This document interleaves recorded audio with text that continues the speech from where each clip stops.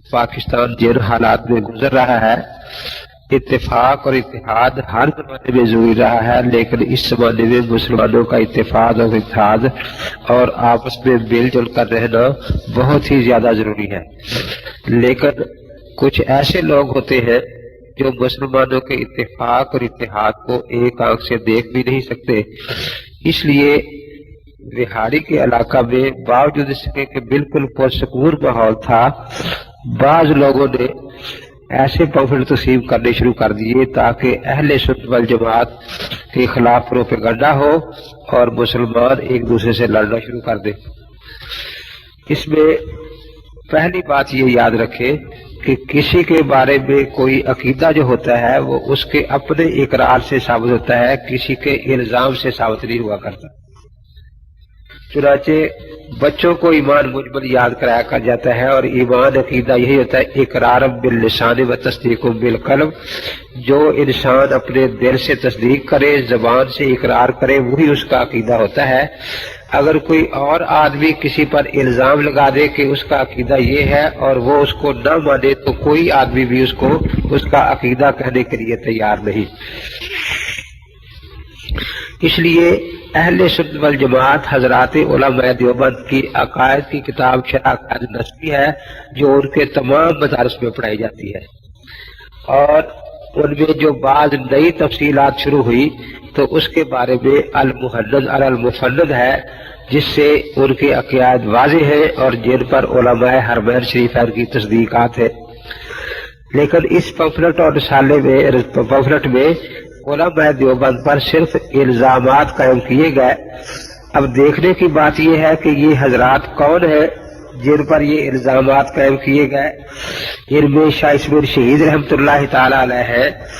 جن کی پیدائش 12 ربیع الثانی 1193 ہجری میں ہوئی،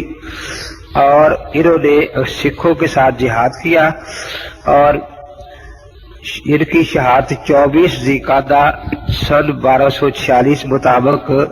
1831 عیسوی میں ہوئی۔ اب یہ انگریزوں کے خلاف جہاد اور سکھوں کے خلاف جہاد کا ہراول دستہ تھے، اور سب سے پہلے انہوں نے جہاد کی بنیاد رکھی۔ اس کے بعد اس جہاد میں شریک ہونے والے انگریزوں سے جہاد کرنے والے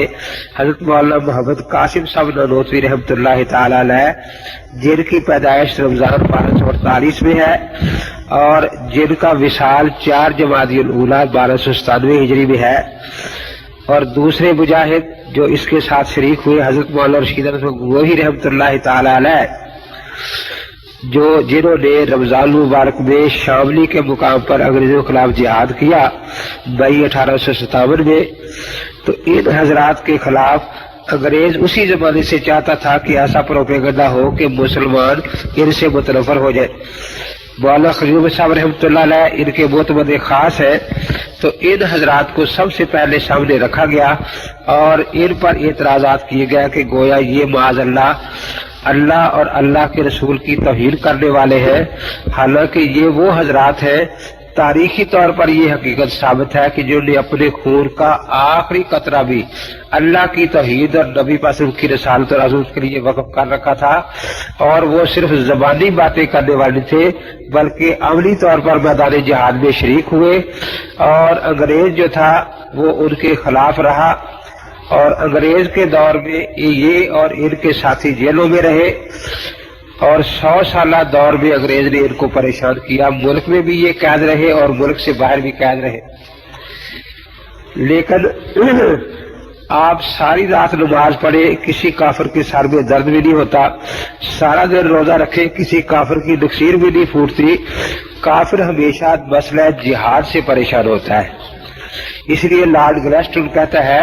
کہ جب تک دنیا میں قرآن پاک موجود ہے اور قرآن پاک میں جہاد کا مسئلہ ہے، میں کبھی ٹھنڈی نیند جہاد میں فارغ